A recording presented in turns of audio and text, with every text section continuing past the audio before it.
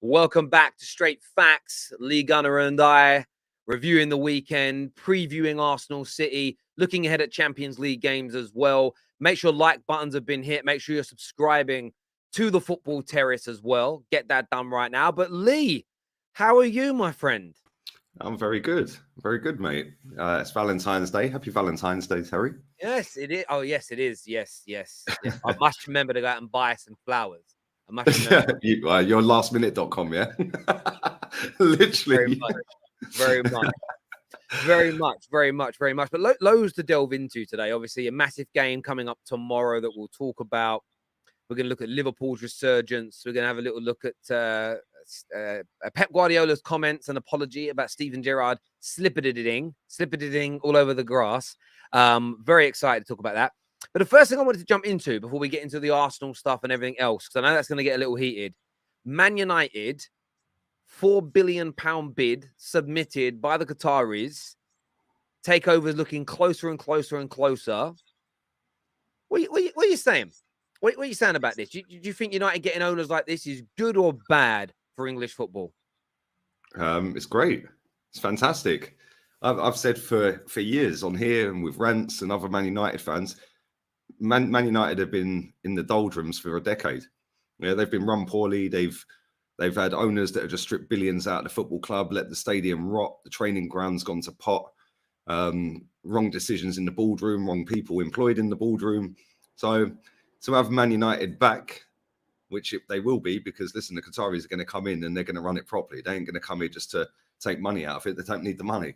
So they're going to come, they're going to run it properly. They're going to revamp everything and basically do what the Sheikhs have done at City and get the right people in the right positions, get all the training facilities up to scratch, get your academy rocking again, and maybe a new stadium, maybe just revamp Old Trafford. I don't know whether you can extend to it. I don't know, but yeah, it's good. It's good, man. I'm kind of gel. I can't lie.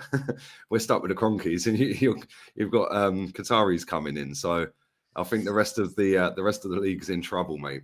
Yeah, obviously it might not happen overnight, but if they get it right, which they will, you're already a massive football club financially anyway. Now all you've got to do is just make the right decisions in the board level. So as soon as you do that, that can only mean one thing, and that means Man United dominating again.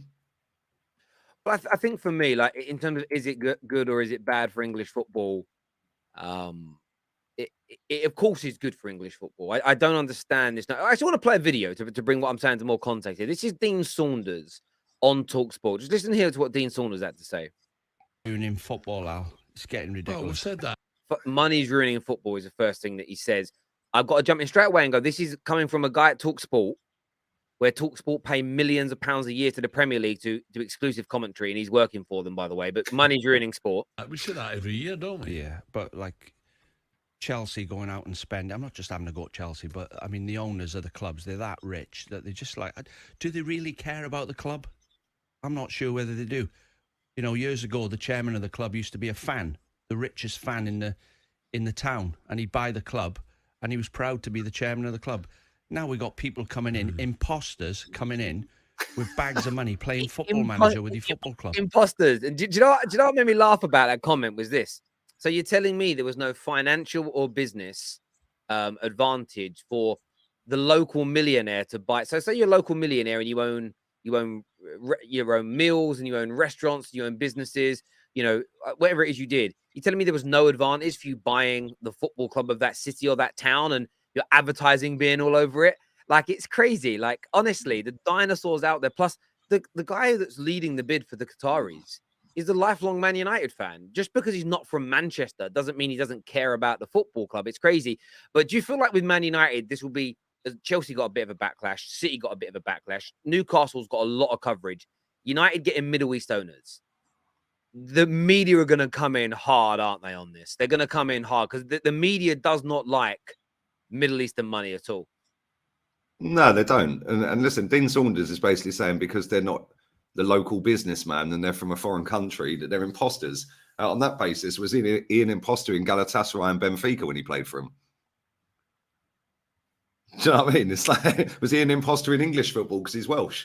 Like, where'd you go with this? It's ridiculous. Like, at the end of the day, the media are going to go nuts over it. Yeah, but they can't stop it. It's not that they ain't got no say in it. Fans are sit there on their pedestals saying, "Oh, about human rights and all of this," and I'm going to stop watching United. Oh, good. It might get rid of all of the people that have infested that fan base over the last 10 years. Yeah. Dragging the standards down to the lowest it's been since the 70s. Yeah, so you're on the longest trophy drought since the 70s. Yeah, that's Man United. So if people are that concerned about it, then yeah, go see ya. The media want to moan about it. Do you know what it is for me? Do you know what it is for me? You might find a handful of journalists who have a bit of credibility in this, and they consistently call out things that they believe are wrong in the world, and they don't want them in football. I understand that, but there was a journalist, I think it was somebody from the Telegraph, and he was like going on about the Newcastle owners and their money, and it's bad money, and it shouldn't be in football. And then someone did some research and found out like 62% of the newspaper he works for is owned by Saudi Arabia, and it's almost a case of, and that's why I don't moan about it, because I was looking today on businesses that like Qatar own in the UK. So the Shard, it's ridiculous. They own the Shard. They own Canary Wharf. They own the Shell Centre. They on London South Bank. Okay, they own Harrods and Claridge's and all different types of buildings and businesses like this. They invest in numerous tech companies in the UK. They own British Airways and Heathrow. Yeah, they own part of that. I mean, and Barclays. Boeing Jets, yeah, Barclays that I worked for. And that's the irony of it all. Like, I can't stop. This is the thing, right? When I was younger, I would sit there and be very virtuous and be like, do you know what? I'm against this war and I'm against this company and I'm against this type of thing. And then you start to realize, like, my dad was a realist. He'd be like, you do realize that they own this, that, and that means you've got to stop using this. You know, I remember moaning once about, it's terrible how, you know, work conditions of people here and people there. And my dad's like, well, you wear Nike trainers, son. I'm like, right, what does that got? Because Dad, do you know how son, do you know how Nike trainers are built? We all use iPhones. Do 10 minutes research on how the batteries for iPhones and smartphones are collated and who puts together the iPhones and how those workers are treated. And as soon as you see that, for me, the world should go silent on virtue signaling. And what I mean by virtue signaling is I'm not going to moan about Qatari money because I'm, one, not walking away from football, and two, I'm not walking away from Man United. Dean Saunders, they're the same thing. Is he going to stop being a football broadcaster? Is he going to stop being a football broadcaster because a billionaire from abroad brings in money? No, he's not. So therefore, shush. Like, I can't believe, but we know with Man United, it's going to be level noise like you haven't seen before. On us getting a new owner, though, like, legitimately, this is top class. And I know that rivals will say, and I know all the responses already, Lee, but you've always spent money. The Glazers have spent money. You spent as much as City. Oh, you getting new owner doesn't guarantee anything.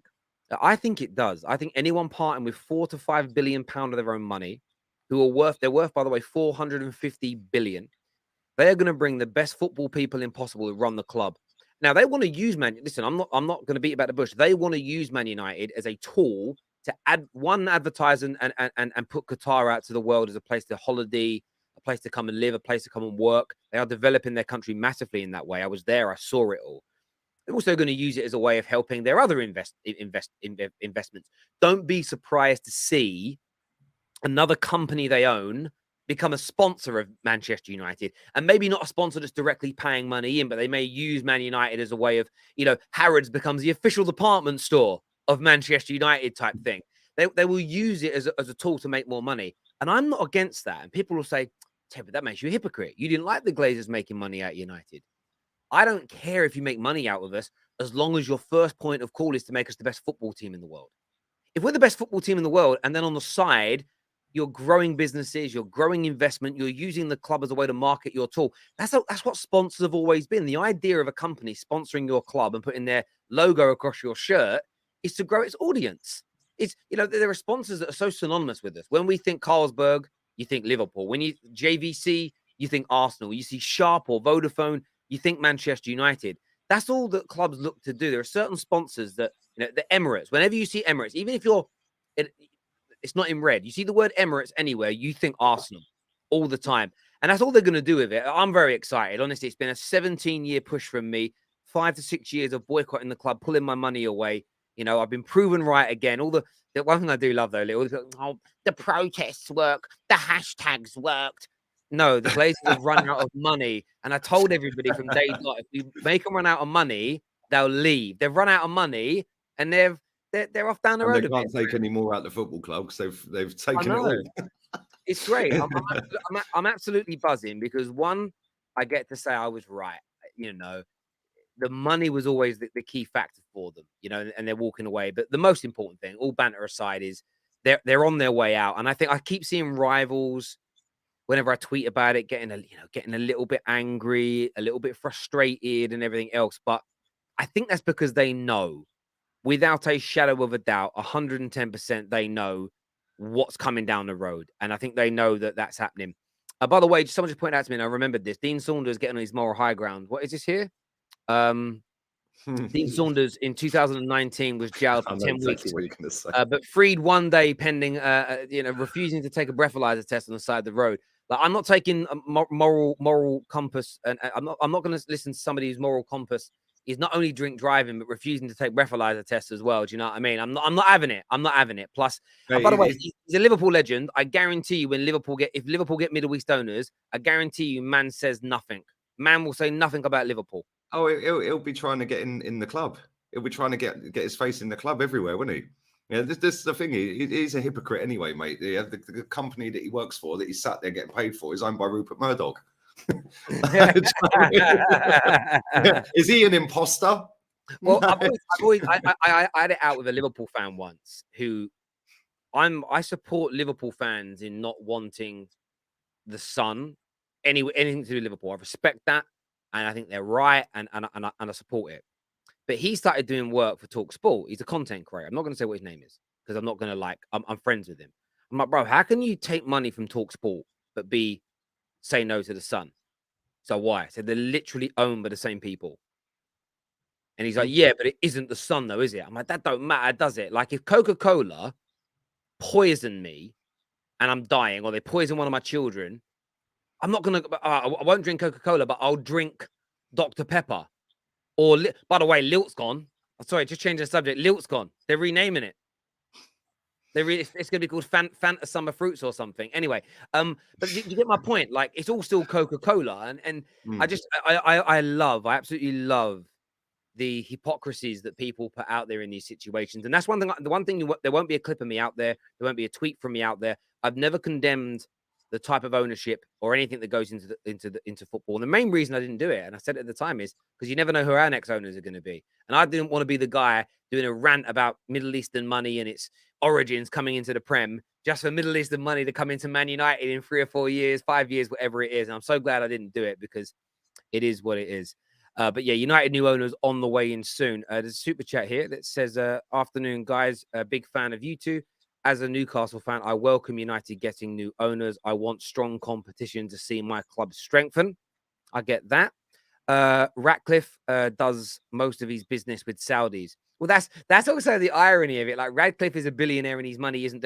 But where are people getting their money from? Do you know what I mean? When you find out people have got their money from oil, it's like, well, at some point that money is. It's funny. I was sat on the show earlier with a couple of City fans, and somebody in my comment section said, because I said I'd love like a Sheikh Mansour at Arsenal, somebody like that.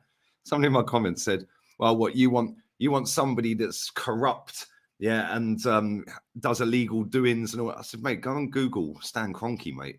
Just go and Google him. You'll find loads of stories. Like, it's not difficult, is it? But this is the thing. Like, these people just, it's again something fashionable, isn't it? Oh, let's just have a dig at United because they got Qatari owners. I'm jealous, and now we'll say about human rights. Like, come on, man. Well, the thing is, though, for people, if you care about the human rights, I understand it.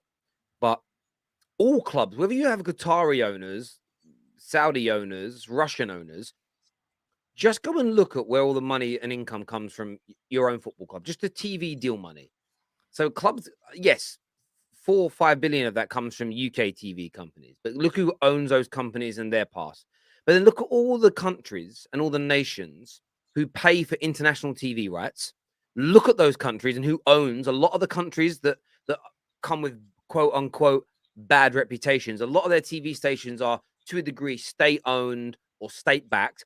They pump the money into it so their citizens can watch the football. Who then gets that money into their turnover of their business? The Premier League clubs. So the problem is you can remove yourself once by going, my owner's not from a bad country. But well, where's your money? Where's the money coming from? That if you're that virtuous, that morally grounded, walk away. Tell your club to quit the Premier League. Do something, but you won't. People, as I say before, people always go on about. I see people tweet about human rights this, human rights that. You're literally tweeting off of an iPhone, which the battery for it is derived through modern day slavery. You mugs, just shut the fuck up and get on with your life. Like either either stand against it all or shut your mouth because it's boring. It's really boring to hear people lie all the time. Like, oh, I care so much. I care about everybody. Well, you don't. You just pretend to online so people think you're a nice person. You're not. Just you're a coming liar. back to you said about Liverpool fans boycotting the Sun. Yeah, I've just googled a list of companies that Rupert Murdoch owns. Mate, the page just goes on and on and on. By the way, Nickelodeon is part owner of that. Yeah, so if you've got kids and you're boycotting the Sun, you're probably best not watching Nickelodeon. All of the Fox channels, Fox Classics, Fox Comedy, yeah, Fox Movies, Fox Cricket, Fox Sports, 21st Century Fox. Yeah, all of the Fox all channels, the every single one of them. What else we got in here? Talk TV, which is the show that Piers Morgan's on. Piers Morgan. And so, and this is the irony of it. How many Liverpool fans would have tuned into that YouTube channel to watch the interview to laugh at Man United? Yeah, exactly. Then he owns Talk Sport, Talk Sport 2, Talk Radio, Virgin Radio Anthems, Virgin Radio Chilled, Virgin Radio Groove, FM 104, Q102, 96 FM. Mate, the channels is the Scottish Sun Hits, the Scottish Sun Greatest Hits, Times Radio. Then you go into the companies he owns in Australia, another page like that. Yeah, it's ridiculous. Like these, then he owns the Sun, the Times, the Sunday Times, the Press Association, with 26 shareholders he owns that with. Yeah. The Times Literary Supplement. Just goes on and on and on, mate. Literally hundreds and hundreds and hundreds of companies this guy's got money in. Yeah, and so if you're going to start sitting there saying, "Oh yeah, I don't read the Sun," you're probably best to cancel your subscriptions with all of these companies. And don't listen to the radio and all of that. Yeah, and, and that's my point with it all. I don't have an issue with people having a moral compass, but don't pretend to be offended or pretend to be annoyed or pretend to hate it when you don't. Because you're see-through, you're transparent, you're like you just see through. You really, really are.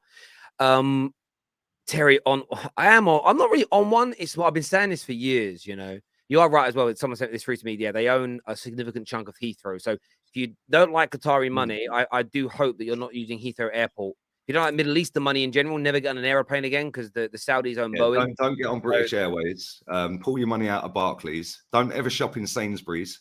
Don't go to the Shard. Don't go to Harrods. You might as well just stay at home. But you can't beat the Sun.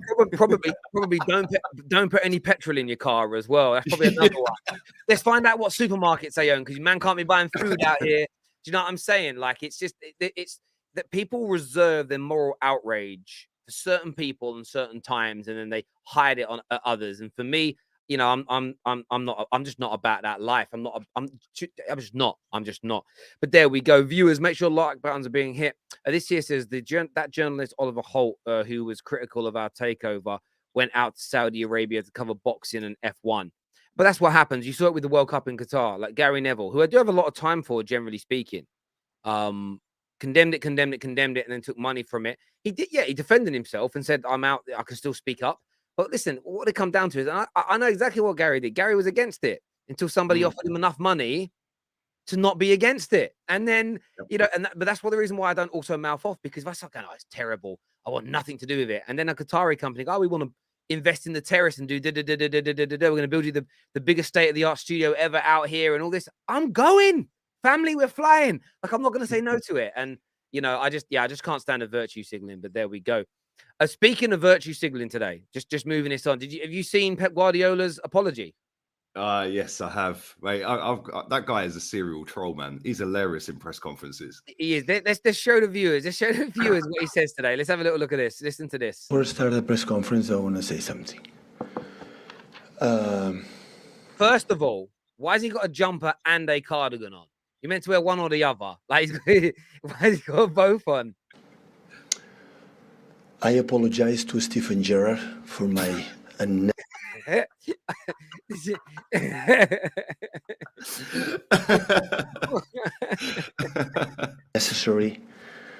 and stupid comments I said the last time about him.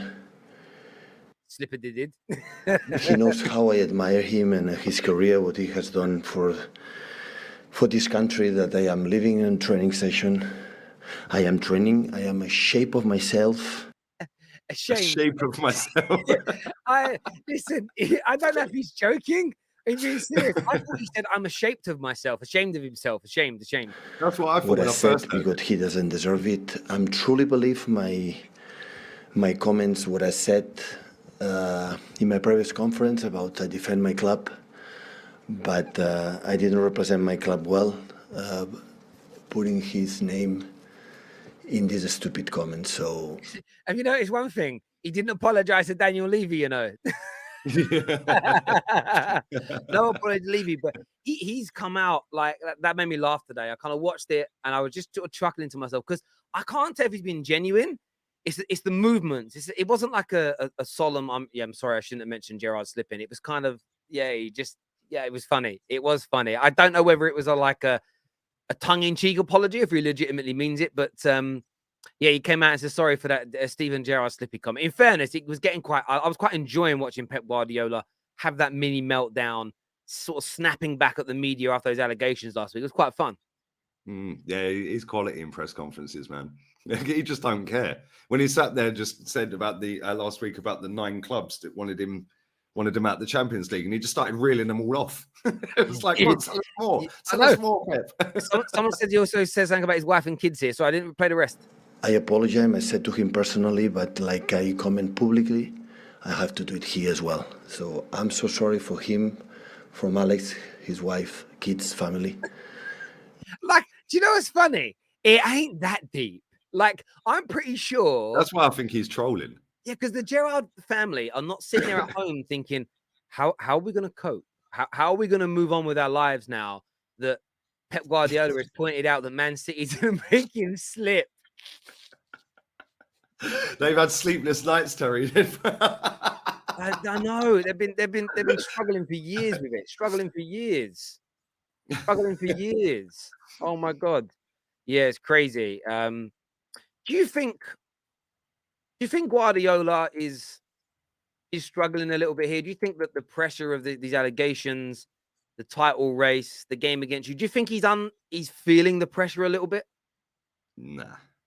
Nah, come on, man. He's managed Barcelona. That's pressure.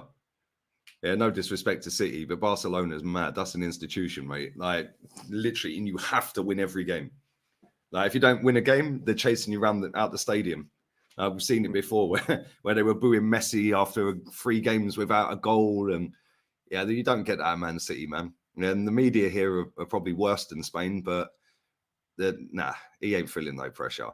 Yeah, he's just playing a very good game, in my opinion. It's like that there, the meltdown the other day, saying Erling Haaland's injured. It's all part of the game, man. He knows exactly what he's doing. He's done this for how many years? Like at City, 5, 6, 7 years. Yeah, more than you believe. Previously at Barca, more than you believe. I am happy.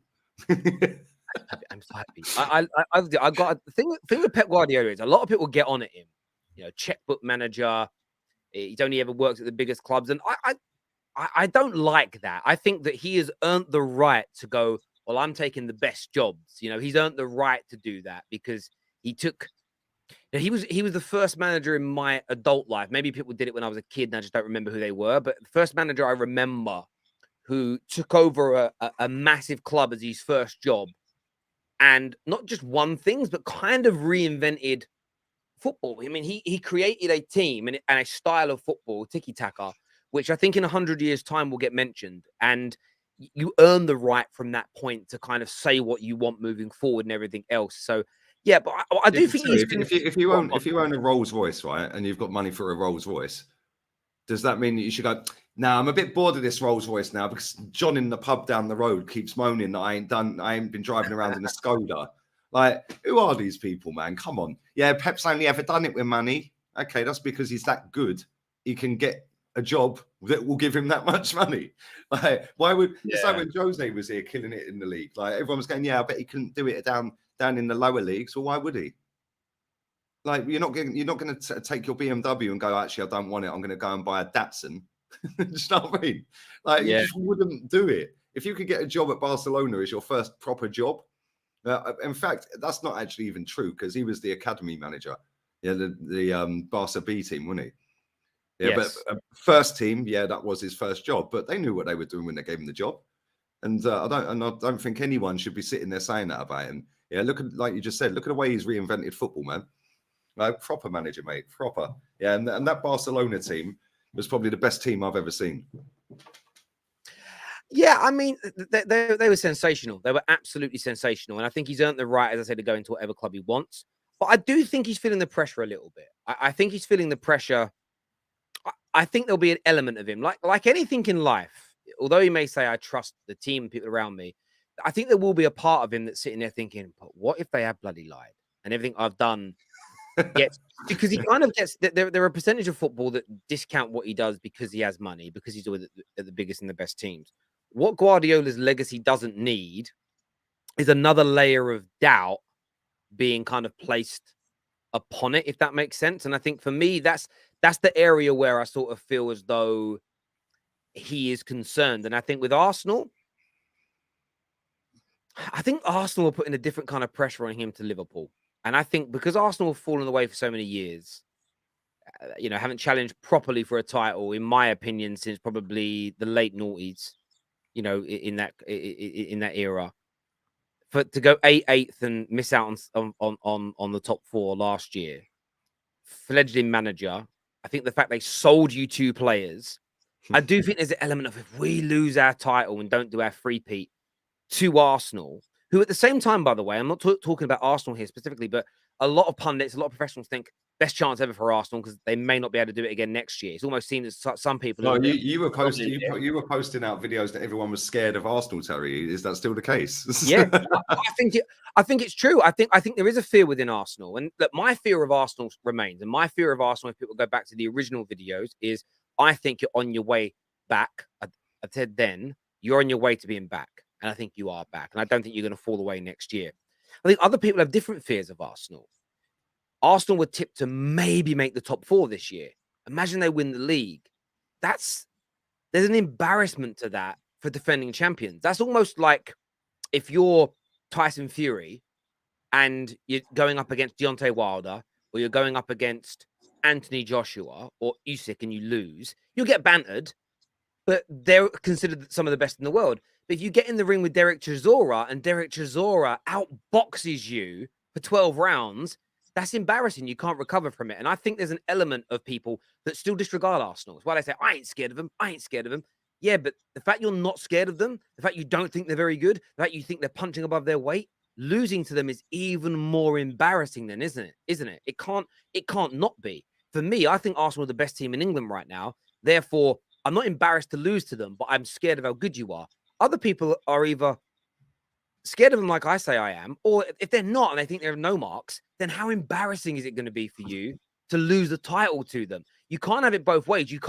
Arsenal can't be not scary, not that great, overachievers, and at the same time, it not be embarrassing then to lose to them. Which of the two things is it? It can't be both. They can't exist at the same time. I think we've got the most points ever in our history. I think it was before the 2 loss or the draw and the loss. I think that was the most points at that stage ever in our history. Yeah, you were putting out videos showing starts to a season and all of that, and it was like every team's gone on to win the league. Well, if we don't, then we've set another record, didn't we? But I don't know, man. It's funny because Man City have got the best team, they got the best manager, but they weakened their side by getting rid of Cancelo in the window. We strengthened our side, albeit one of them players is a strength, and the other 2, well, one's rubbish, and the other one we don't even know how good he is because we ain't seen him play. So we did strengthen, they weakened. But the fact that they've been crap all year and they could go top on Wednesday, Terry, is kind of mad. Yeah, that just shows how good they are. Yeah, that they're not even flying at the minute. Yeah, and they've been up and down all season. They've scored more goals than us. Yeah, and they could go top if they beat us. That's mad. That's the levels, man.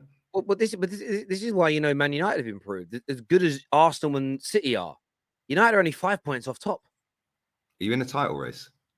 No. Okay, And let me ask you it a different way round. go on then. Like, because I keep asking United fans, and they don't want to put themselves in this title race, right?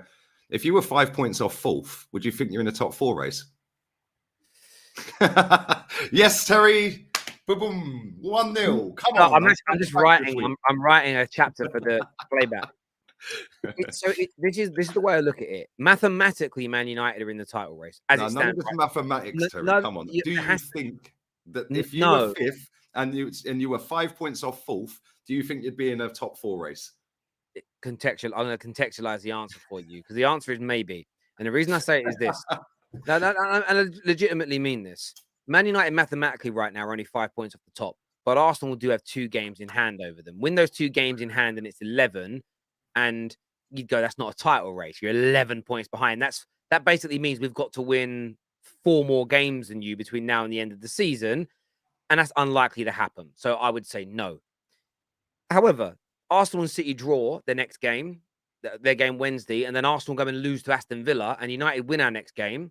It changes mathematically. But then we have to look at how good we really think the teams are, the consistency of performances, the consistency of wins, the trajectory that you're moving in. If we're in the top 4 race and lots of teams around us are capable of dropping multiple points on a regular basis, then you're in the race, because no one's that great, right? But if you've got the 2 teams above us, if City click into gear and Arsenal maintain what they've been for the majority of the season, they'll both finish about anywhere between 10 to 15 points in front of us. That's not a title race. By the way, if City lose to you, though, and continue to crumble, we could overtake them this season. But I just think Arsenal are a little bit ahead of us in terms of their consistency so far this season. I could change my mind in 3 or 4 games' time, though. And that's based on if you and City fall back and we're able to get into that mix. The problem is, if you look at forget even watching the games, just look at the way you win. If you look at in between not winning games, generally the amount of games you go on to win afterwards and the winning streaks you have, they're bigger than Man United's. And you have to look at form. You have to look at the quality of the team. You have to look at the points gap. You mix it all in. And I just think we're probably 6 points away from having been in a title race. And if we hadn't have drawn against Palace and Leeds in those midweek games recently, I would say categorically we are.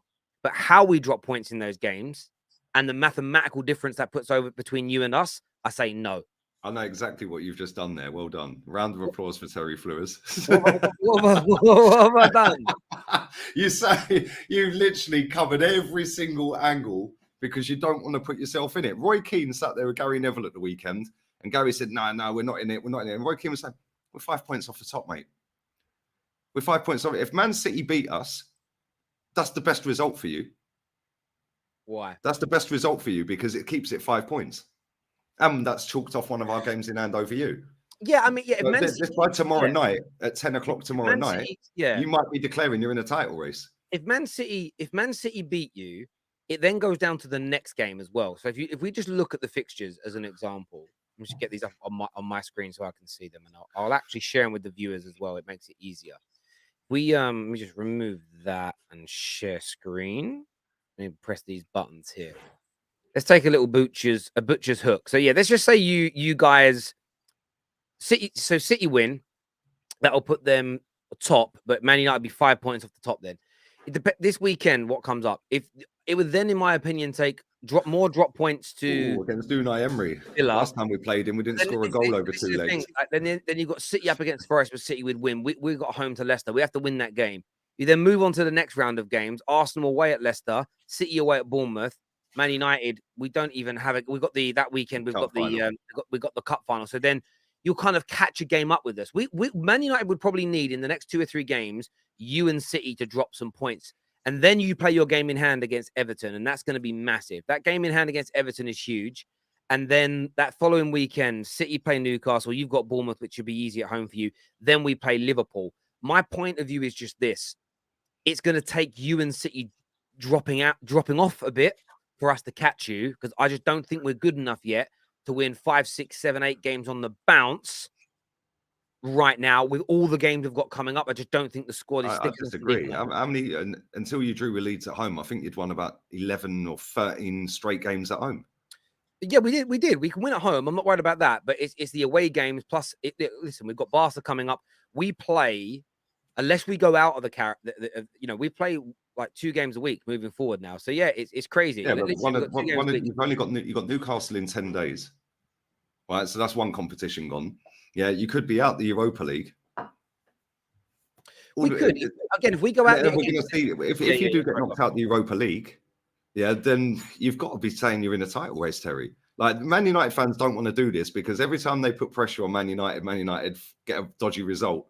Yes, and then fans troll them and say, "Oh, 3-day title race and all of that."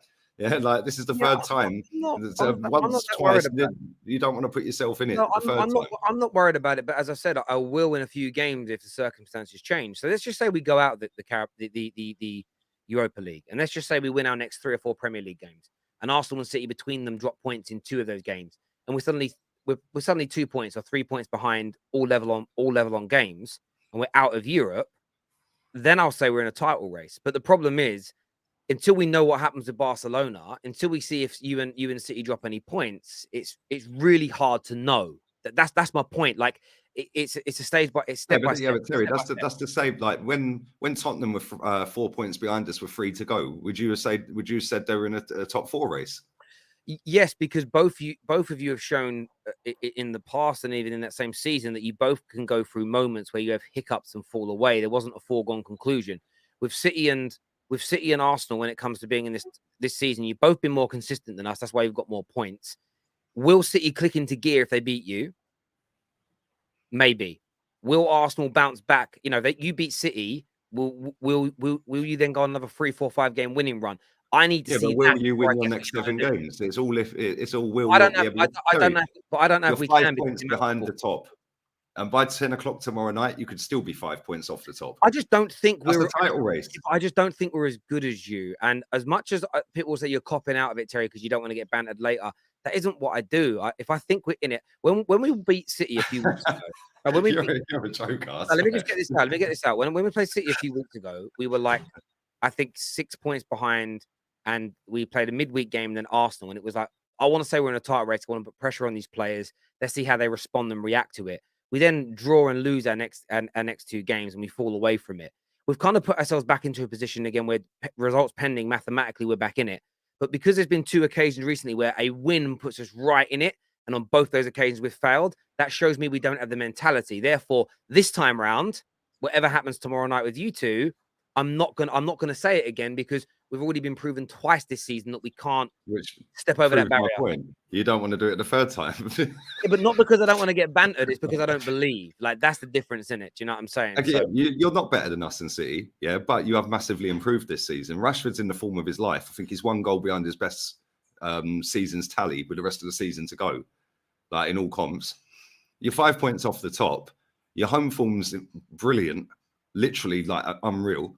Yeah, and just because you're fighting on different competitions doesn't mean that you're not going to catch Arsenal or Man City. And like Man City, but you said a minute ago that you've improved, but you're not as good as us. Doesn't matter. We're Leicester better than Arsenal the season they won the league. No, and I understand. I understand that, and I get people in the comments will say you're covering all bases, Terry. But I'm explaining my rationale. My real reason for not believing we're in the title race is because on the 2 occasions so far this season where we've had the opportunity to really put ourselves in it, we've failed. Arsenal so far this season, when they've had opportunities to extend leads, have delivered, and City have proven over the past 5 years they could win titles. When we could have beaten Newcastle. Man City messed up that weekend, yeah, and we took a draw. Yeah, there's been 2 or 3 times where we could have gone 8 points clear and haven't done it. Yeah, and with the most we've been clear is 7 points. So on that basis alone, that's the same as Man United. Thank you. Man City. I understand that. Man City are not playing great. Yeah, they look disjointed until the weekend. But was that because Aston Villa were so poor or because Man City were so good? Maybe a bit of both. Yeah, and I understand what you're saying. Man City can just click into gear and start winning every game. Yeah, but Man United are doing that. Man United, look at your form. I'll give you an example. When City lost to Man United, you went out the next day against Tottenham and beat them in a game where you barely won at White Hart Lane. That was like stepping up. Also, you had the greatest start you ever had to a Premier League season. I just think, as I say, I just don't think United are on Arsenal and City's level yet.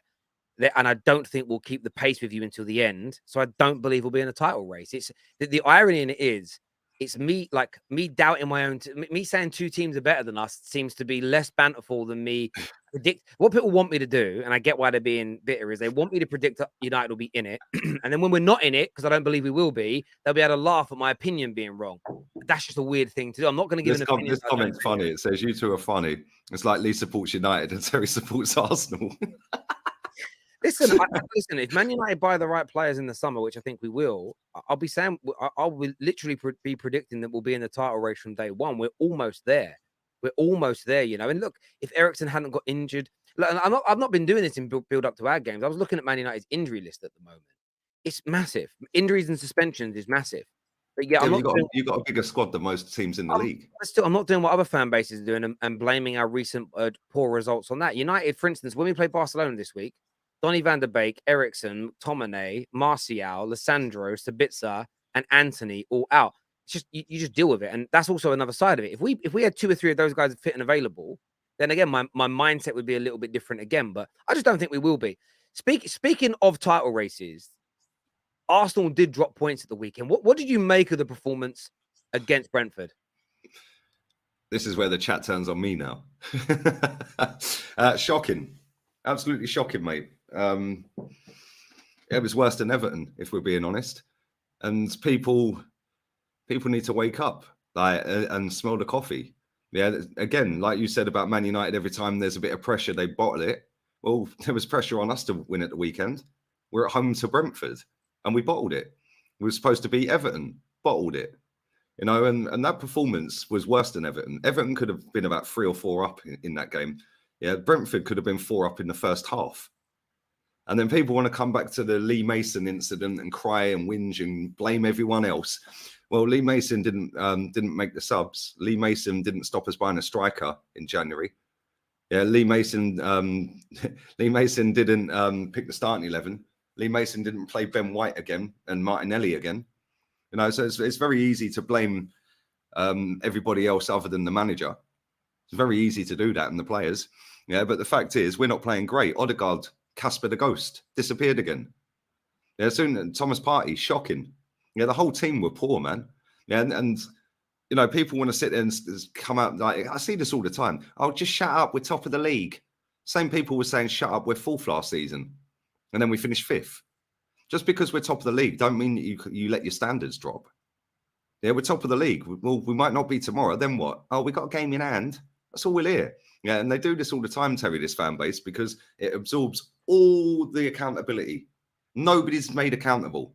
So nobody's sitting there having a dig at the players. Nobody's having a dig at the manager. As soon as somebody does have a dig at the players and the manager, they get trolled. There was an older fella. I don't know if you've seen the video doing the rounds online. He's in his 60s. I think he is 60. Comes out the Emirates Stadium. There's a young woman outside the ground wanting to interview him. And he said, yeah, that's exactly why I don't sing Arteta's song. That's exactly why I don't back him. Yeah, and that's exactly why that we've got an issue at this football club, because soon as it all starts going and falling apart, he ain't got a clue what he's doing. Yeah, and that went on TikTok, that video. 2 people online on Twitter took it off of TikTok, put it on Twitter to troll the geezer. Yeah, this guy, Jez knows him. Yeah, Jez actually knows him. He's been to more than 2,000 games. And you've got all these people sitting there cussing him, ripping him. He's plastic, he's this, he's that. Because he came out and cussed everyone after the Brentford and Everton losses, which both games he was at. Yeah, and like people just want to live in this fantasy Disney-esque world of you're top of the table. Just be happy. No, not just be happy. I want to be at the top of the table come May, and performances like that ain't acceptable. Yeah, and if we play anywhere near as bad as that against Man City tomorrow, and they play anywhere near as good as they did against Villa, that game would be done and dead and buried at half time. Yeah, if they score early against us, it's curtains. Yeah, but then equally, if we score early against them, they might fall apart as well. Yeah, and that's why the game's going to be so intense tomorrow. But at the same time, just because we're top of the league doesn't mean that you can't sit there and criticise. You know, Real Madrid want their manager sacked. He's just won a Club World Cup. He's just won a Champions League and a league. They want him sacked. Football's boring. You're 11 points off top. I get that. What do you think it is? So we'll come on to tomorrow's game later. Why do you think in the last couple of games you've struggled? What do you think it is? Is it the tactics? Is it struggling against low blocks? Is it the team crumbling a little bit under the pressure of now being expected to go on and win a title? Like, what do you think has led to two games with no wins in the league on the bounce? All of them things.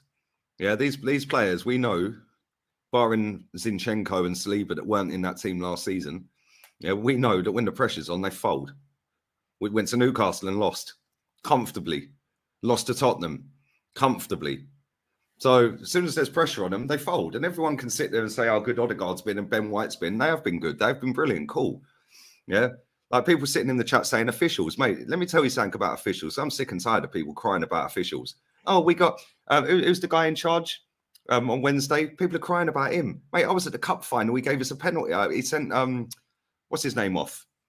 I can't remember his name. Yeah, we won the cup final because of that ref. Yeah, but these people, it's the refs, it's the VAR, it's the officials. Let me tell you something about officials, mate. Yeah, when we played Liverpool earlier in the season, they didn't have the technology in the stadium to determine whether Bukayo Saka's goal was offside. So they gave it. And guess what? He was offside. Didn't hear anyone crying then, did we? I haven't heard Arsenal fans crying about VAR until the last couple of games. Funny that, because when we were top and we're flying and we're winning games and we're looking great, nobody cares about VAR. Yeah, Gabriel's handball against Crystal Palace. Blatant penalty. Not given. Yeah, is handballed in the same game that Saka's goal was given, the Liverpool game. Not given. Yeah, but as soon as one happens to us, oh, it's a conspiracy. Shut up. Who's it a conspiracy for? Because on one hand, they're all laughing at Man City, sitting there saying, oh, yeah, the FA are going to stitch them up. Right? So, well, it can't be to help Man City then, can it? So it's a conspiracy against us, but it can't be to help Man City because they're trying to stitch Man City up. So who are they trying to help here then? Their argument makes no sense, Terry. Yeah, the fact is we've been poor pretty much since the Man City game. And the reason we were poor in that Man City game is because we played exactly into their hands. We stopped doing what we wanted to do and worried about them. Yeah, and then we played slow, boring, sideways football. We then gone up against Sean Dyche, who just bullied us. Let's just be real with it, bullied us. And this manager, since he's been here, against low block teams, struggles every single time. So now you've seen people, and especially with the second round of games, yeah, teams are just going to come and park the bus. That's how you beat us. That's how you get points against us. Yeah, Brentford should have won about 4-0. Yeah, they had a goal disallowed because Gabriel slipped. That weren't a foul. No way in a million years is that a free kick. He slipped, and the guy goes clean through on goal, and they pull it back. They should have. And then Tony hit the crossbar. Yeah, I don't know why anyone's crying. Oh, the officials. Easy excuse to make nobody accountable for the draw. Yeah, nobody's accountable every time, Terry. And if we beat Man City, fantastic, great. That could kickstart another run there. If we don't, what's the excuse tomorrow then? I've seen ex-footballers of this club. Martin Keown sat on TalkSport yesterday and said, oh, well, Jim, you know, at the start of the season, nobody expected Arsenal to win and the aim's top 4. You absolute loser. You absolute loser. This guy's won major honours at Arsenal Football Club. I'd love to ask him 2 questions, Terry. Number 1, when you came into pre-season after your summer holiday, what was the target? Nobody meant, did you get told the target was top 4 under the managers you played for? No, you didn't, did you, mate? Yeah, so why are you sitting there peddling that out to millions then? Because and they'll go, oh, but it's hard and because of this. Yeah, the standards are dropped, mate, because of him and people like him. Yeah, Ian Wright, another one. Yeah, sitting there, oh, yeah, well, you know, the top 4 and all. What do you mean top 4? We're top of the table. They should have all been using them platforms as ex-players that have won major honours at this football club to stick it on the football club to go and buy us a striker. Yeah, because we ain't got a striker on the bench, Terry. Name me another Premier League team that ain't got a striker on the bench. There ain't one. No, and I understand that. And I get the frustrations. And I think for me, you haven't been good in your last couple of games. Everton game, new manager bounce was part of it, but still, you'd expect more. But you're allowed to have anomaly results. I think the Brentford game, same thing. You didn't quite get going. Yes, their goal should have been ruled out for being offside, but still, you want a higher level of performance. I do think, though, some people are panicking a bit too quickly. I think you're allowed to have, most teams have a little period. I remember the season where City went Centurions and they had, I mean, they could have beaten Man United, for instance. If they beat us at the Etihad they win the league and they were 2-0 up and we came back to win 3-2. They lost a couple of games around that period. It's had a little wobble. And I just think Arsenal are having a little bit of a wobble right now. And people maybe are overreaching and reading into it maybe a little bit too much. Not at all, Terry. We're on the longest title drought in the club's history. And this fan base, yeah, and somebody said, why do you always mention the fan base? Because they are the single biggest problem at this football club, mate. And saying it for years. They're happy. They're content with everything. If we don't win the league, nobody expected us to. Yeah. Well, sorry, mate. When you're 7 points clear and you're breaking a record for having the most points at a certain stage of the season, best start in the history, and you're 7 points clear, well, surely top 4 shouldn't be the aim anymore. It should be let's go for the title. When our CEO comes out and says on Sky Sports on the 12th of January, the aim's top 4, he should have been sacked. Yeah, he should have been sacked. As soon as he made that comment, sack him. Top 4's the aim. We were 7 points clear at the top. How dare you? Keown, Parler, yeah, another one, Righty. They're all on the payroll to lower the standards. And some of these players, Parler, Keown, and Ian Wright, add up how many trophies they've won at this football club. And they're all sitting there peddling crap about top 4 was the aim. Nobody expect. I've seen it with your fan base. Oh, after the start that we had, nobody expects us to be up there. Well, hello, there was another 36 games left of the season. Last season when we lost our opening 3 games, oh, but nobody expected top 4 after the start we had. Well, there was another 35 games. Like, come on, what is going on here? Yeah, and the problem you've got is when you say what I'm saying, I'm seen as negative. Terry, I see PSG fans turn up at the training ground to boo the players into training on Sunday. Do you know why? Because they've lost 2 games on the spin. No, I get that. And look, for me, I look at it 2 ways. I think there is an overreaction to it. However, the standards have got to be high. And I said in the preview today, and an Arsenal fan said to me in the comments, I subscribed to you because I thought you were unbiased, but today you proved you are biased.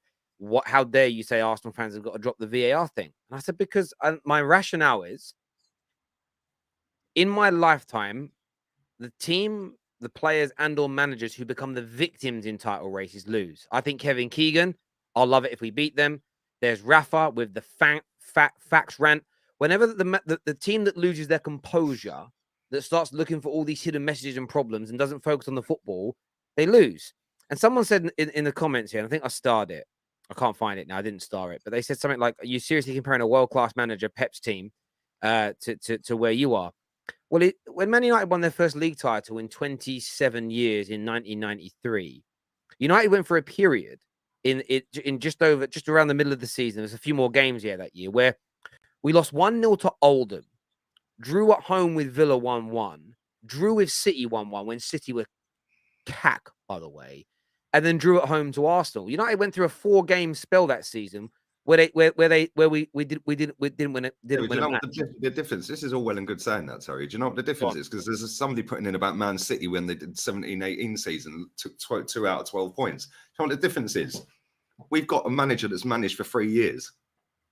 I do. The greatest managers here in living history. I do understand that, which is why I think if you apply too much pressure and panic and start to attack him and attack the team rather than be supportive, you could end up. I think you're right in the sense of, I don't know if Arsenal fans are the biggest problem, but fans are more powerful than they realize, and your behavior as fans will seep into their dressing room. Complacency can seep in. Thank you. You've just answered all my questions. Hang on. Complacency can creep in. Victimhood can creep in. Too low of expectations can creep in. But equally, over criticism and abuse that comes with it can damage them as well. You've got to get the balance right. And I think that's what's key. Only in England, English football clubs, do we have this weak mentality of you're not allowed to criticize. You're not allowed to bash them and go over the top.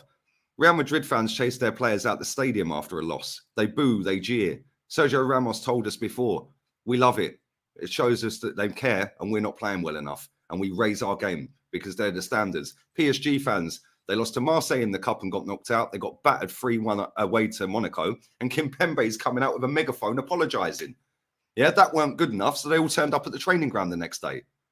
Yeah, they're PSG. They're 5 points clear. Have any top Parisians sat online and condemned it? Oh, we're 5 points clear. Just be happy. I understand it. And I think, as I say, I just think balance is needed. And I think some people, have gone from, I think we're going to win the league, to not winning in 2 games, to I always knew this manager would throw it away. And I don't think 2 games is a big enough sample size this No, it's season. not. But at the same time, Terry, when you've got an ex-player that has won multiple trophies at Arsenal sitting on TalkSport, they might not be listening to my channel, mate. These players, they're not going to drive into training going, "Oh, let me see what Lee Gunner's saying today." They will be listening to TalkSport, though, wouldn't they? And when you've got a player that has won trophies, played with these legends behind me, and won major honours, yeah, sitting there saying, "Oh, well, the aim was top 4 anyway." When you've got your CEO on Sky Sports, which they watch as well, by the way, telling the world top 4 is the aim. No, it ain't. And if it is, you should all be sacked. Yeah, this I get that. 100 million deep into this third full season. Yeah, don't care whether anyone expected it at the start of the season. It's irrelevant. We're actually at the top of the table. Now kick on, go and do it. And by having a moan, having a dig, calling players and managers out, you keep the standards up. People just see it as toxic because these losers have never seen us win a league. We are on the longest title drought in the club's history, and people are sitting there talking top 4. Mad. I hear you. They all deserve this season, all these people, Terry, yeah, for us to capitulate and finish 5th. Yeah, because they don't deserve to see us win a title. Yeah, because they've got loser mindset, and that has infiltrated this football club for 15 years. Yeah, 15 years. And when you've got ex-players like Ali Adier having his own clothing range at Arsenal and Ray Parlour having his own clothing range, you got KSI dropping a video on his channel yesterday with Chris MD, is it, and a couple of other YouTubers versus Arsenal players, penalty shootouts. What are you doing? What is going on here? You got Frimpong, yeah, who used to do videos on Twitter, working at the football club, doing Coney carpool with Granit Xhaka. What is this? Disney World? Come on. It's a football club, Terry. All of this crap I do not see at other football clubs. I don't see all of this. It's true. This club is a shambles, mate. Yeah, and if we win the league this season, or we don't win the league this season, this fan base will still make it a shambles again next season. Because if we win it, at the start of the season, Terry, you'll know this because you've done a lot of videos on Arsenal. At the start of the season, our fans, majority online, said top 4 and Europa League. 4 of our first team players said that. Our captain, our vice captain, Aaron Ramsdale and Smith Rowe said top 4 in Europa League. So if we only get top 4 and don't win the Europa League, on that basis alone, all of these people that said it at the start of the season will admit that he's fouled and want him sacked then. But they won't because goosebumps at the carpet, Champions League. Absolute crap. Yeah, and around and around and around and around we go for another 15 years. Yeah, it's pathetic. Have the standards up here. If 10% of fans online with their mouthy comments at me have the same mindset as me, yeah, that's what I'm saying. Look at it. What is this club? If 10% of this fan base had my mentality, we would have already won league titles in the last 15 years. Look at the state of this. Oh, wow. What is this? Is this Nickelodeon? Legit. Big up Frimpong, doing well as a content creator. Do you reckon Arsenal would employ you to ever come and do those kind of videos with them? I wouldn't even want to, mate. Yeah, they could throw as much money as they want at me. I'll tell them jog on. Because unless they're going to raise their standards, actually, maybe they can employ me to raise the standards on their social media accounts. Yeah, I'll be their content creator for their social media accounts, and I'll raise the standards. Yeah, because I've seen them doing all and everything apart from trying to get better. Oh, another load of merch. Ali Adier and Ray Parlour have got their own merch on the Arsenal website. They've got their own little shop in London. What are you doing? Have they? I get Ray Parlour. Ray Parlour's a legend, but why Adi Adier? Who is he? What's he done? Exactly. That's like Man United now letting Tom Cleverley launch a clothing range on our website. If you go to Arsenal website, it's like the French inspired. I can't remember the name of the actual thing, but we've got a Lunar New Year merch range out. Arsenal is just a clothing brand. It's like Boohoo. Like, it really is. It really is. It's literally Boohoo. I don't believe you. Terry, I'm not kidding. We walked out in the kit the other day. It looks like a French zip up. Yeah, a French zip up jogging top. Yeah, it's inspired. It was Ali Adier. I'm just looking on here now. Oh man, you guys sell bum bags, you know. Mate, we sell golf trolleys. Man United probably do as well, but I just don't. We sell a tailor-made umbrella that's got one Arsenal badge stuck on it, and I think it's about 60 euros. Shop by player. Oh, no, that's just first team players. Okay, I'm still trying to find this. One sec, I'll find it. Accessories and gifts. What else do you guys do? Accessories and gifts, nightwear. No, I need to the prices of it though, Terry. Look at the prices. I'm gonna go to bags. I need to see your golf bag. Oh, that's nice. Okay. Do you know? I'm not gonna lie. Oh, you do. £180. I'm saying £180 for a golf. This is a madness. Look at this, people. Terry, if you go to shop men's jackets, yeah, the first 3 jackets that pop up are the Ali Adier inspired French retro pack. What are the shirts? What does it go to? Men's and then go to jackets. The first 3, yeah, this French inspired pack. Ali Adier had a hand in making that or picking the designs. Wow, Ali Adier. I mean, who even is the guy? Legends. I need to know the Ray Parlour ones though. I have no idea which one the Ray. It's a retro one, I think. No, I listen. I understand where you're coming from. By the way, Man United probably do this as well, but I just haven't been on the club website. No, Man United don't drop merch like we drop merch, Terry. No club in world football sells as much clothing as us. Napoli, I think, put more kits out last season than us. I think they put out 13 and we put out 11. I'm going to go to the Man United shop now and see what we do. I haven't been on this website for any particular reason for a while. But can you see why I get the We're on the longest title drought in our history. And we got fans sitting there lauding up Coney Carpool and KSI taking penalties against Martinelli. Like, what is going on here? I want to see what gifts and accessories we've got. I want to go to, we do car products. What's our car products? I'm so intrigued. Nothing. No, we've got a mini car scarf. That's boring. I'm a bit worried now. Stadium souvenirs, scarves. Arsenal got the best merch out there, mate. And they drop a new range you guys, oh, man, our stuff is janky. Look at Man United's I don't know why that's on it. Sorry, I'm on the wrong one, right? Look at Man United's our bags and stuff, right? Look at our bag. Look how janky that looks right now. Now I'm gonna get for you, and I'm not even capping here. I'm actually annoyed. I'm gonna go to bags and wallets by Arsenal. Look at the difference in quality, like legitimate, right? I wish these. Look at that. Look at them leather bags. Look at that. They've got look at the prices of them as well. Yours were 13 quid. You get what you pay for. I know. It's mad. Do you know what's crazy about football is what football fans will buy with their club logo on it is mad and everything else. But this is why I get the Terry, because people, it's like it's just it don't matter. Yeah, we're just going to buy some more clothes. Yeah, we're going to watch Frimpong driving around on a golf buggy with Xhaka. Yeah, when we finish that, we'll put KSI's video on him taking penalties with Saliba and that. Like, what is going on here, mate? Everything but winning football. Yeah, everything but winning titles. 19 years at the end of this season, and that will be the longest in our history without a title if we don't win it. And if we don't win it, Edu can jog on. He can jog on anyway. He's left us without a striker. Embarrassing. You got the manager who hasn't got a plan B, never takes Eddie and Nketiah off. We know that his substitute is going to be Martinelli for Trossard. We know that Ben White will come off and he'll put Tomiyasu on. If he gets a bit desperate, he may throw on Fabio Vieira. What a waste of money he was, by the way. Like, it's predictable. I said this the other day with Kenny and Jez, and I said it, I think, with you last week after the Everton loss. Why can't we throw Gabriel up front for the last 10 minutes of a game? Why can't we bring Tierney on and start whipping balls in? Yeah, we're so predictable at times, Terry. When Zinchenko plays, he can't play against a low block. It's pointless. What is the point in trying to overload a midfield when you don't need to overload it because they're on the edge of their box? So why don't you get a bit of width, somebody to help Martinelli, because they're obviously pushing us out to the wings.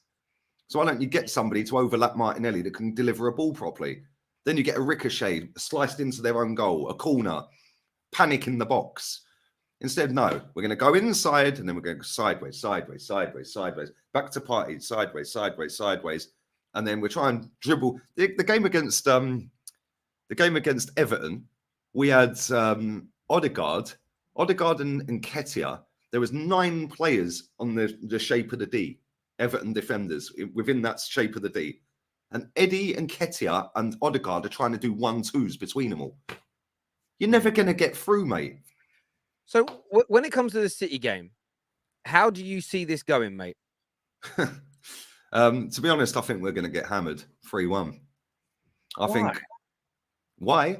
Because I've seen how we've played in the last 3 games. I've seen performances from certain players dip.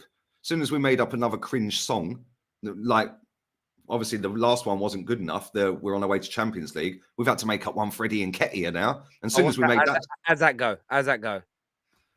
your defense is in trouble and Ketia in the room. What a load of crap! Funny. It's funny. No, it's funny as a rival.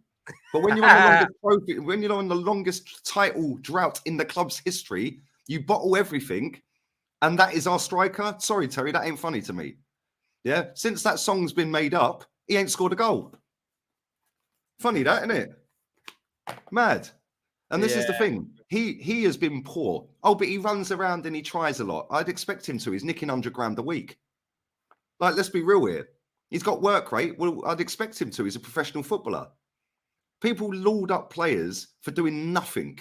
Literally nothing, Terry. Ben White's been shocking. Saliba was bullied at the weekend. Yeah, and now he's going to come up against Haaland. It's mad. I think they're going to hammer us, mate. I think they'll score in the first 25 minutes and it'll be curtains.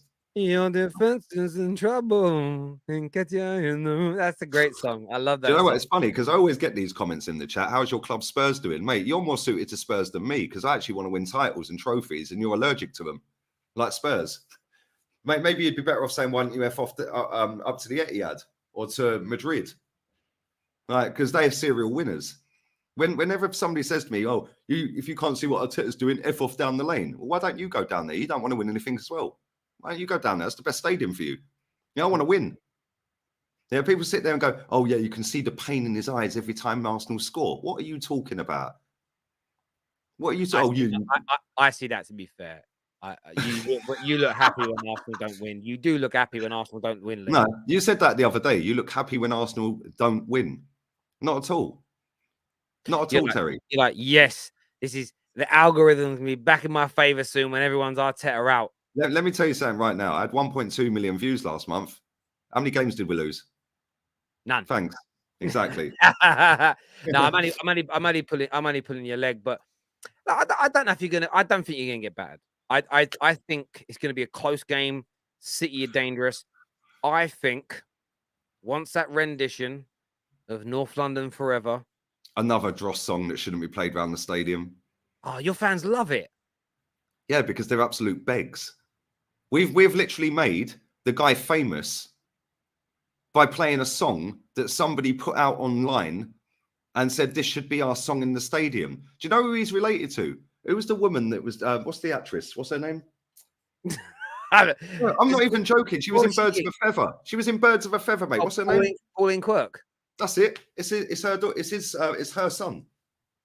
Yeah, it's her son. Absolute cringe fest, this football club, Terry. Yeah, absolute cringe fest. We've got some clapped song, which, by the way, yeah, is telling everyone that North London forever. Have you heard the words to it? No. Have you watched the video to it? No. It's basically saying North London's full of crack dens and hookers. And that's our song. That's our song, mate. Lewis, listen, whether it is or not is irrelevant. That should not be what we walk out to. Oh, geez, he actually looks like Pauline Quirk now that I'm looking at it. He actually looks like his mum. Let's have a little look. Oh, no. I think his mum's the other one, the blonde one. His mum's the blonde one. Oh, sorry. Yes, you're right. Linda Robson. Linda Robson. Linda Robson. Although I do think he looks like Pauline Quirk. Yeah. But that shouldn't be our song, mate. Oh, hang on a minute here. So, hang on. What's this here? Linda Robson and her husband, Mark Dunford. In 2000, Lewis Dunford and Charlie Quirk alternate playing. Oh, okay. Now he worked with Charlie Quirk, who's also the son of the. Anyway, there we go. The great names there. Sharon, remember that? Sharon Theodopoulos is absolutely brilliant. I know that a lot of it weren't actually. Our age here, aren't we? Yeah. We are sharing our age a little bit there. But listen, I think it will be a close game. I do think it'll be a close game. I think it'll be a hard game for Arsenal.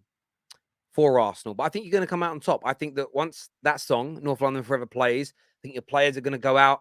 I do think you're on a flip. Sorry, you've just reminded me. Sorry to cut you off. I've got to read this quote. I have got to read this quote from our captain. Yeah, get your sick bucket ready, mate. Yeah, get your sick bucket ready. Whenever I lead the team out at the Emirates, I have a moment to myself. I want to really feel the atmosphere, the electricity from the fans.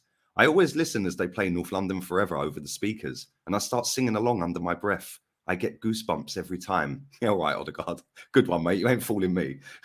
People lap this up, but now he can go and drop four or five games, a 0 out of 10. Oh, but he loves the club. He sings the song.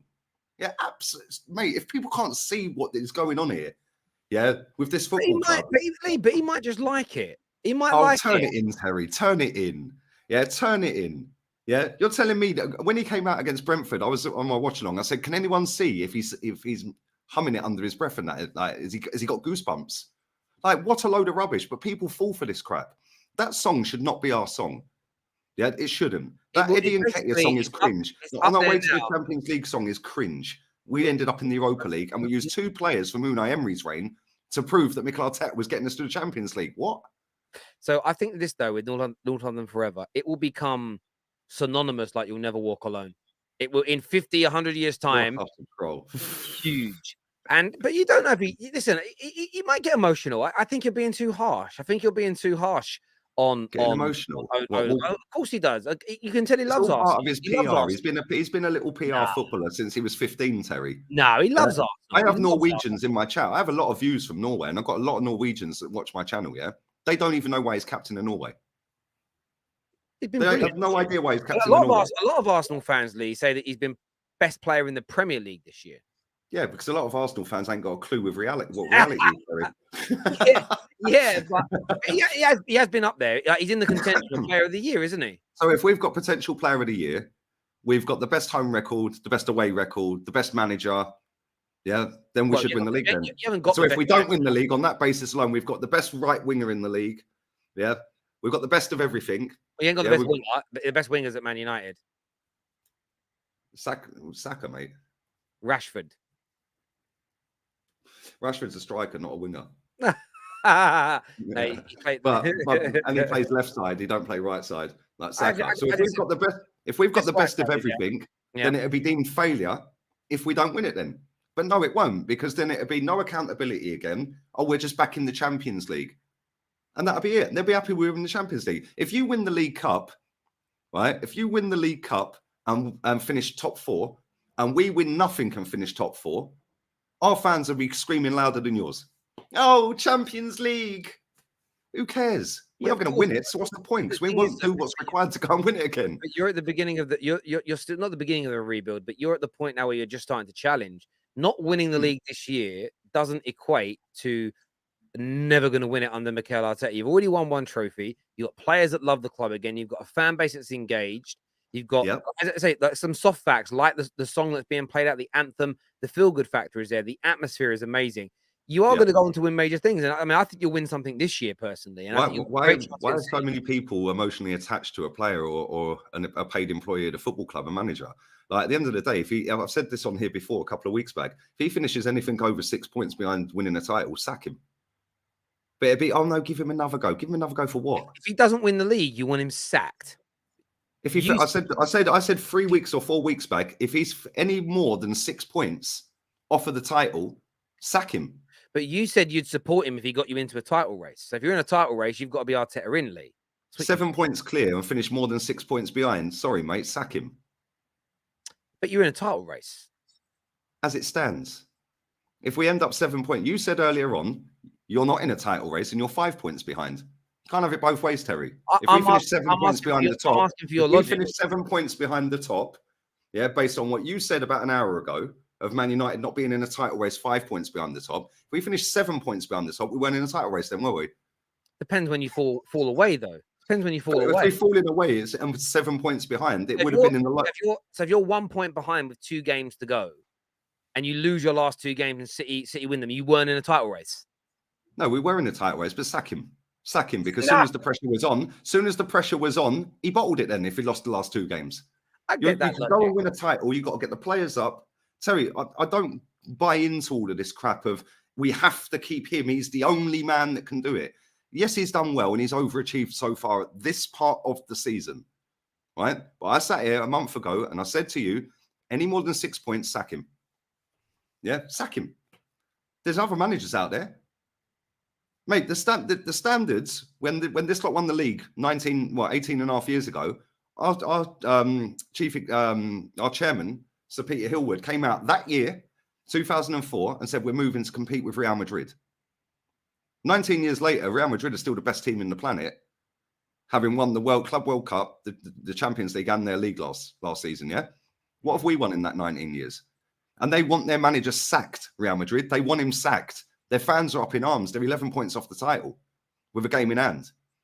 They want him gone. Florentino Perez, if he loses one more game, he's sacking him, mate.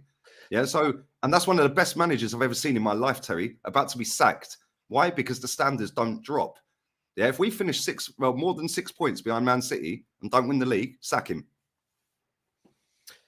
Big words. Big words there from 7 Mr. points cleared, 7 points behind. Sorry, mate, sack him.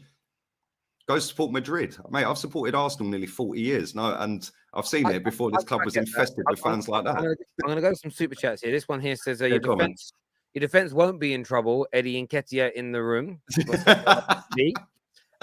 Paul Merson's a traitor too now, bigging up the Jorginho move. Of course he is. He's a Chelsea fan. Why wouldn't he big up Jorginho? He's a Chelsea fan.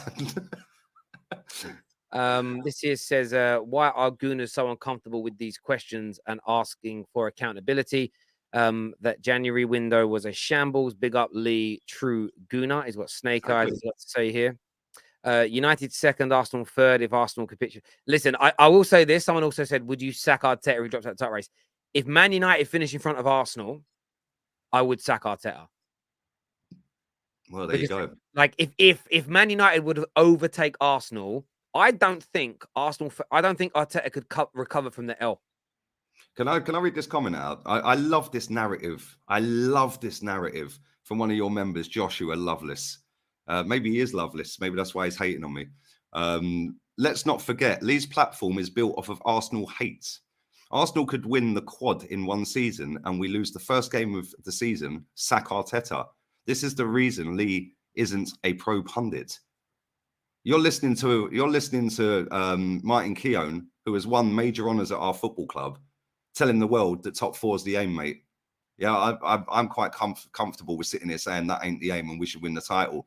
Yeah, and like I've just said with the Real Madrid example, they've won 3 trophies in 15 months and they want the manager sacked. Yeah, this is why this club is in the gutter and on its longest title drought in its history, because fans accept crap. Sorry, mate. And my channel, first and foremost, we've lost 2 games all season, mate. So what are you talking about? And not only that, my second channel, Lee Reacts, it's got nothing to do with football. Yeah, I've posted 1 video on it. And I've got 8,000 subscribers, which will be on 50,000 by the end of the year, which has nothing to do with football. And when that channel starts popping, which it will, where's this narrative going then? Lee can only make money and earn money on YouTube off of Arsenal hate. Well, that video I put out the other day is doing all right. And it's nothing to do with football. Yeah, I love that narrative. I get it every day. You only make money when Arsenal lose. Really? Okay, well, we've lost twice this year. And Lee's not homeless. So it's a good thing. It's a good thing. This here says, all rise, the court is now in session. Big up, guys. Thank you very, very much. This here says, my big 4 fat round birds are nodding in agreement. I hope your opinions are okay, my friend. Terry, I hope you hold Lee accountable if Arsenal do win the league. His praise should be as loud as his criticism. Massive overreaction right now. Oh, of course I'll hold him to account if massive they do. Overreaction. Yes. If you're happy with us going 19 years without a title, mate, then more fool you. And I've also sat on this show on this today and said he's overachieved at this stage of the season. Did I not say that, or did you miss that? Did he miss that? I've sat there and said, we've played the... If you rewind it, mate, you might hear it. Yeah, listen carefully. Yeah, maybe play it 2 times slower so you can hear me like this. I actually said, we've played the best football. We've got the best home record, the best away record, got some of the best individual performances this season. And at this stage of the season, he's overachieving in terms of getting us up there. Yeah, and Edu didn't give us a striker. We needed a striker. So clip that, put that wherever you want it. Yeah, because Lee only makes money when... Shut up, man. Every single day I hear that. It's funny, man. Yeah, they don't hear all of the good bits that I say. They just take the one little bit that they don't like and then go and run away with it. what is this saying here?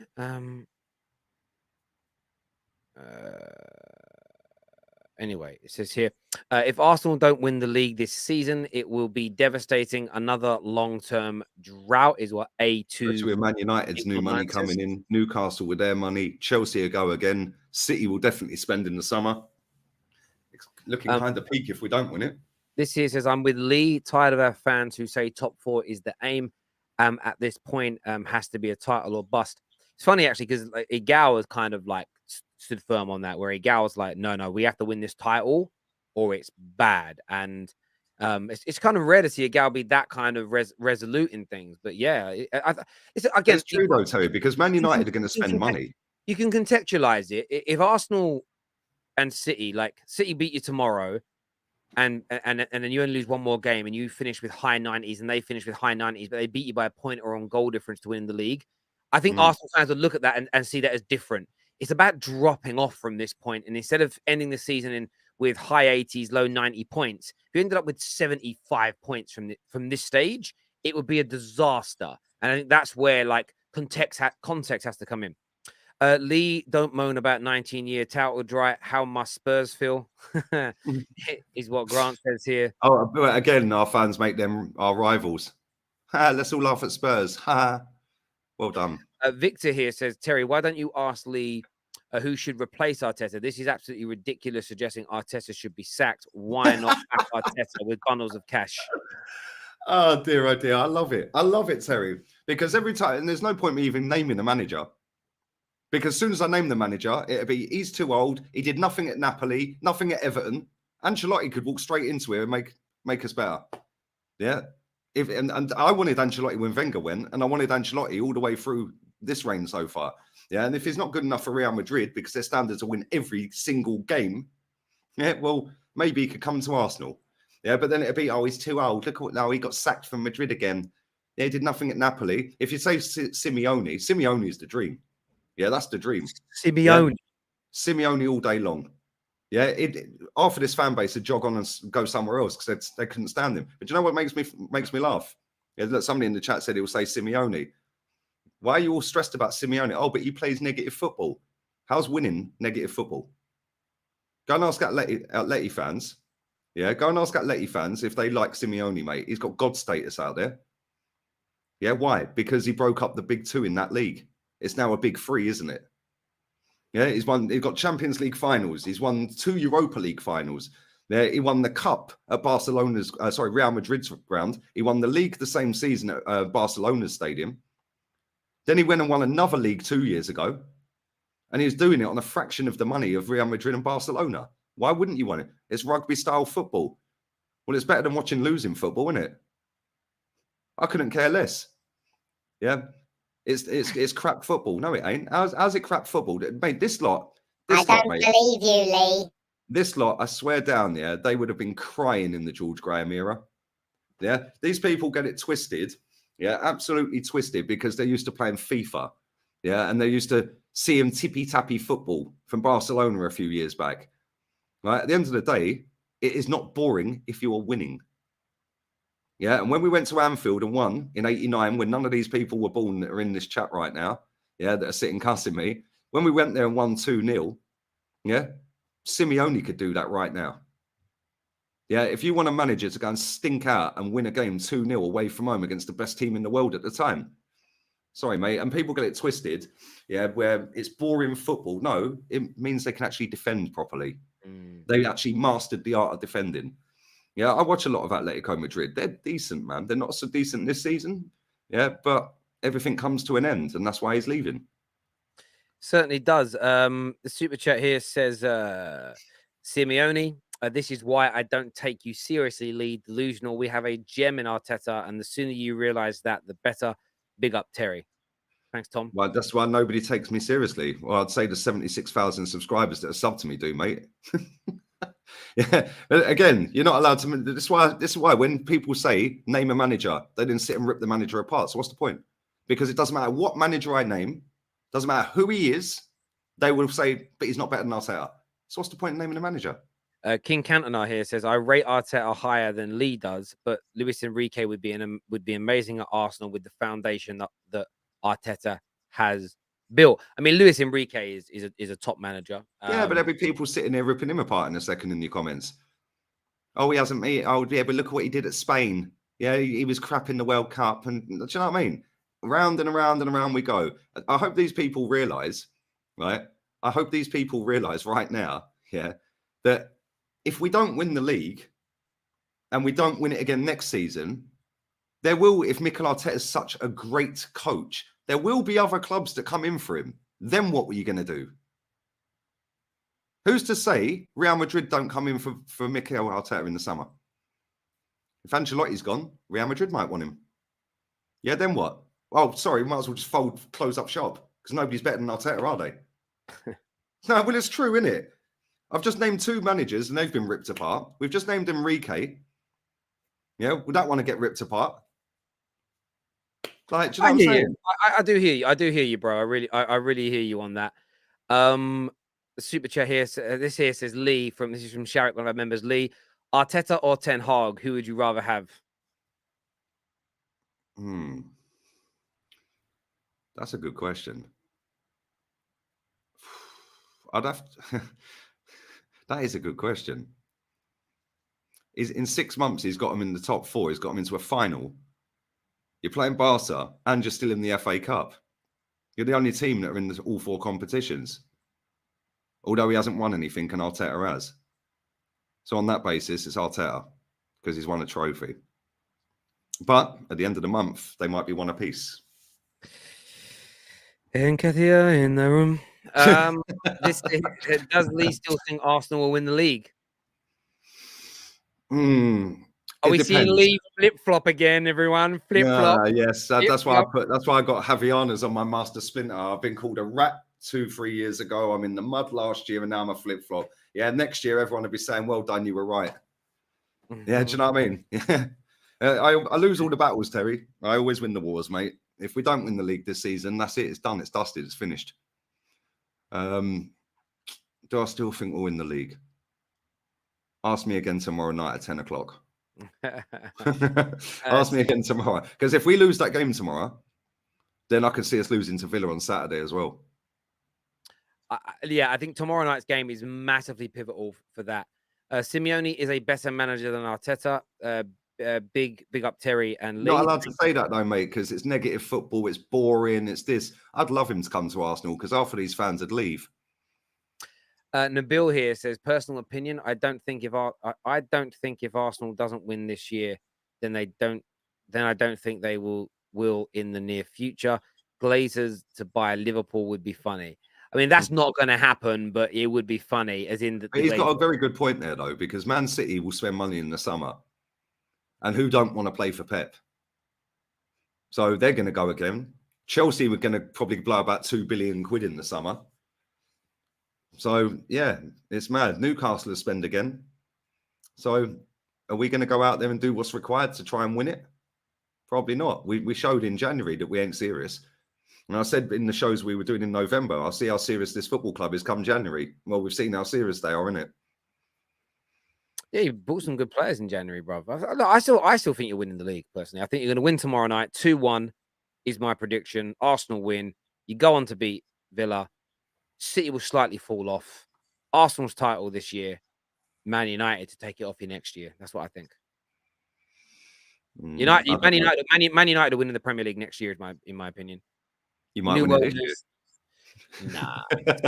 Wait, can you imagine if he wins it this year? All of these trust the process merchants have finished. Can you imagine? Well, he wins it in his first season. If Man United were to win it this year, let's just say Sancho clicks into gear, Casemiro comes back and doesn't miss a game, and no one would get no major injury, and 3 or 4 more people get into Rashford level form in their positions, and both City and Arsenal drop off a little bit. If United were to go on and do it, were to go and win, I think it would go.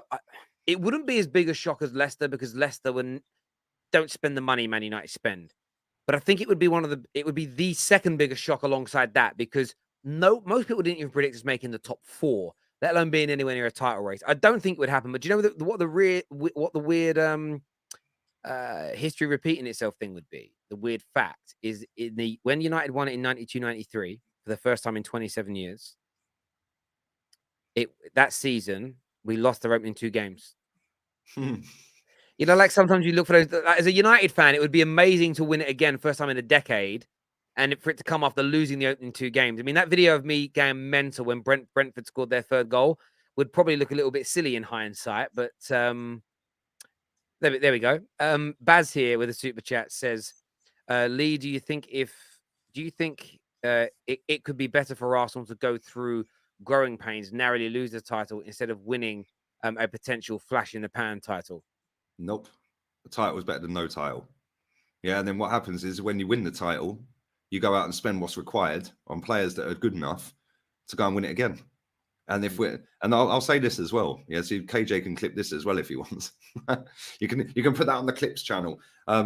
If we win the league or we don't win the league, either way, and then we start next season, and after 10 games we're any more than 10 points or any more than 8 points off the top after 10 games, sack him.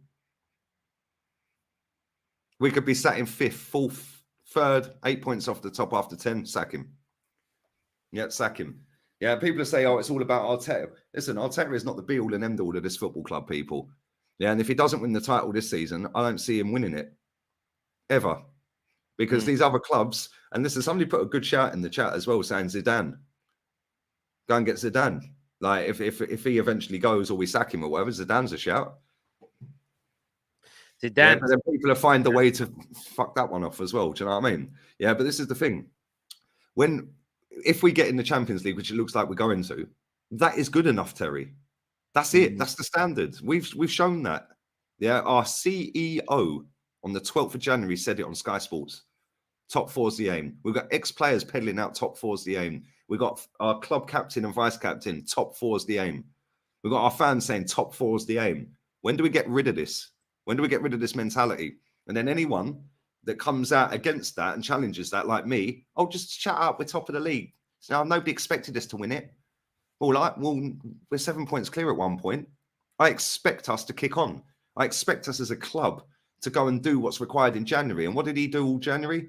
Absolutely cocked up every deal we went for. Yeah, for our main targets. And I said all November and December, January will define whether this club is serious and whether the fans are serious. And all it's shown me is neither are serious, Terry. If we don't win it this season, we ain't winning it for a long, long time, mate. And we've already been 19 years in the summer. So it could be 30 years, 35 years. I might not ever see us win the title again. Yeah, so we better fix up and beat Man City tomorrow. I hear that. We've got a few more super chats here. I just want to go through these. This one here says, from the Bill, says Man City will spend, Chelsea will spend, United new owners, Qatar, then all Arsenal fans will be Kroenke out. So this is the best chance. Just don't choke. That's a great comment, man. Great comment, because we haven't heard any Kroenke talk, have we? Joel in a million here says, Terry, you agree with Lee about elite sport. You said you expect United to finish 7th or 8th. Wow. Also, what defines a title race? Joke, mate. Look, I get the first bit's a joke. I think I understand winning. Me and Lee agree with the ultimate aim of elite level sports. The difference is I also feel that you have to look at things as a step change, and teams redevelop. Like a sport I love is fighting. And generally, like every now and then you get a young prospect that's world-class, wins a world title young and remains world-class. But normally they have to build up to it. And that's like a new team being put together. You don't expect most fighters to go from being an amateur to being a professional, to being the best in the world or even the best in their country in 3 or 4 fights. Some do it, the majority don't. I look at teams like that it can take anywhere between 2 to 3 to 4 years to develop a team, depending upon the money, the wages you're going to pay, the quality of the coach, and everything else. So, but I do agree. But when you said United come in 6th, 7th, or 8th, that was based on how far we'd fallen and how good I thought other teams were going to be this year. And United have been even better than I expected them to be, as well as the Chelseas and the Liverpools and Spurs. None of those 3 teams have been anywhere near as good as we all predicted. So no, that's all well and good saying that, Terry. But Barcelona are a prime example here of not needing time and a process and all this crap. Barcelona are on the verge of not being able to sign any players, not being able to register any players. They couldn't register players. Yeah, they were about to go bankrupt. Yeah, They had to get players to take a wage cut, and now they're 11 points clear, lost one game all season. Yeah, this is And true. he took over midway through last season. This So is very. you can spin it very quickly. This is true. This is true. But you've also got to look at it from the point of view of Barcelona didn't fall off last year. Barcelona started to fall away in 2019. They started to fall. No, I know that, but what I'm saying, when the manager went in, the new manager, he went in halfway through the season. Yeah, but this got him in the top 4 from 9th to 2nd. So let me just finish. Xavi isn't. I think he's on the part. Xavi's a big part of why they've improved. But do your research on what they did at board level. As soon as they started running the club better, the club jumped up. The difference, though, that Real Madrid and Barca have is that they have a monopoly in their country. Those two teams, same as Bayern Munich. Bayern Munich could fall off. That's got nothing to do with Barcelona not being able to register players and not being able to get players to keep their wages.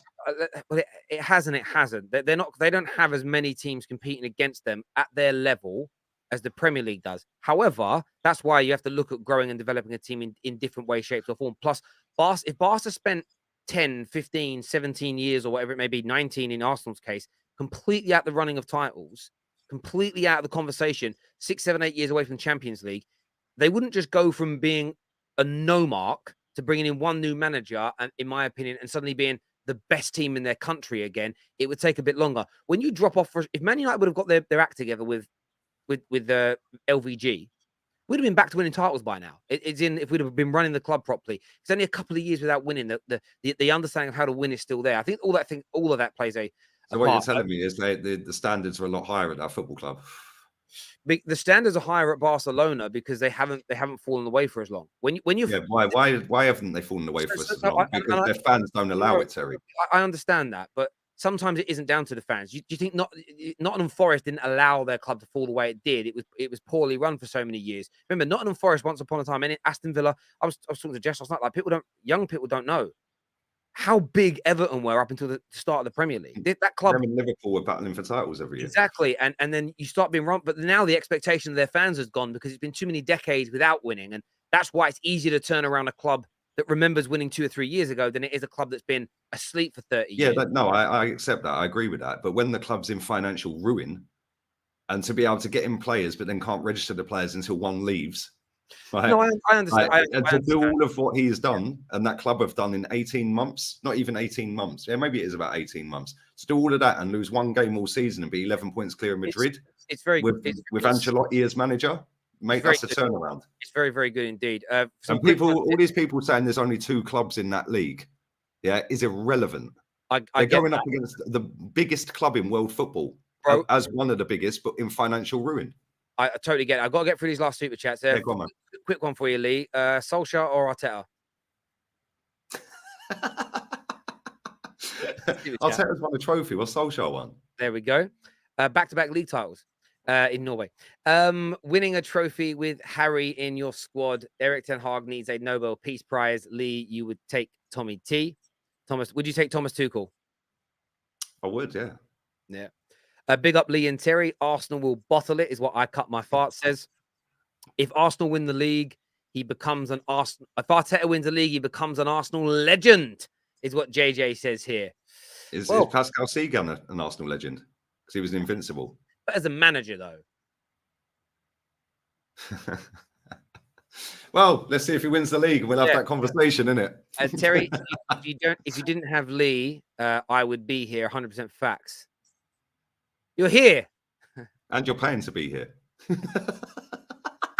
I love you, bro. Thank you very much, Mike. I love it. Listen, I want to thank everyone. We didn't even get onto Antonio Conte. I have to save that to next week after Spurs lose again. Listen, everyone who's tuned in today, thank you. Please hit the like button before you leave. We're back tonight after the Champions League games. We are sponsored by Tops, so make sure you're tuning into that show later today. Until next time, take care. Goodbye. God bless. And we'll see you all again very, very soon.